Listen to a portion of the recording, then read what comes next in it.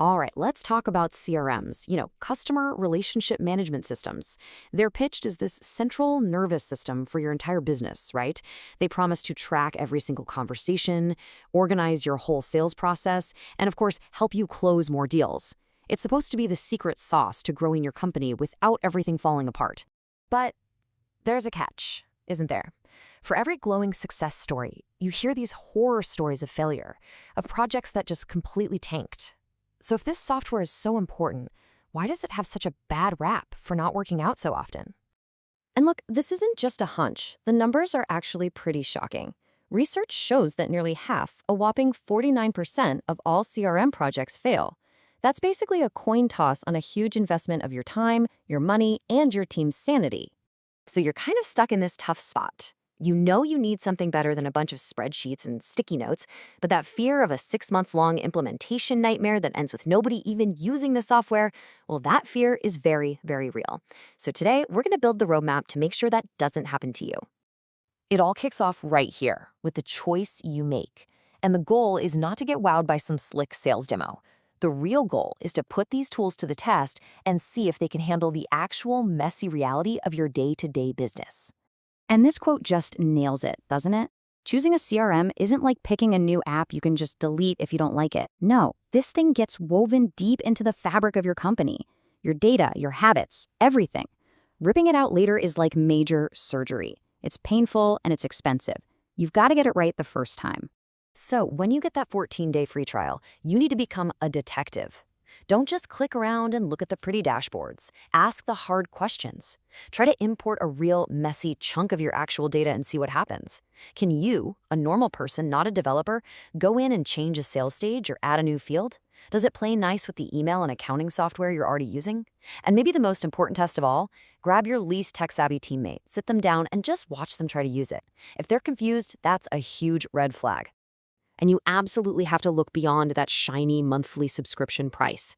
There's this concept called total cost of ownership, or TCO, and it's critical. It's not just about the monthly fee. It's about everything else. The cost of training your team, the IT people you might need to maintain it, paying extra for support. That's the real price you're going to pay over the long run. Now take a look at these two charts. They show just how different the costs can be. Over on the left, you've got an on-premise system, one you host on your own servers. And look at that. A massive 67% of the cost is tied up in IT people and physical hardware. But then you look to the right at a cloud-based system, and the whole thing flips. Now, 65% of your cost is the actual software. It's a totally different way of thinking about the money. Okay, so you've picked a tool. Awesome. Now we hit the second biggest fear, that dreaded 6-month implementation trap. Let's talk about how to blow that up and get fully up and running in just 2 weeks. The old myth, usually pushed by the big, clunky software companies, is that a proper setup takes half a year and a boatload of cash for consultants. But honestly, that's often just their business model, not a real requirement. The reality for modern CRMs is you can get up and running fast, like seeing actual results by the end of week 2 fast. And here's what that 2-week sprint can actually look like. Days 1 through 3, you just import your contacts and send out one simple campaign. Boom, you've already proved the system works. By the end of week 1, you've built out a few of your core automated sequences, and in that second week, you're customizing dashboards, training the team, and actually starting to see useful data. This isn't a pipe dream, it's a real achievable plan. And here is the most crucial part of this whole idea. Forget about perfection. So many businesses get paralyzed for months trying to clean up every last bit of their data before they even start. Don't do that. The key is to import what you've got right now, even if it's just names and emails, and get moving. You want to see value? Fast. Momentum is everything. All right, even if you pick the perfect tool and have the fastest setup in the world, there's one last hurdle. And honestly, it's the biggest one.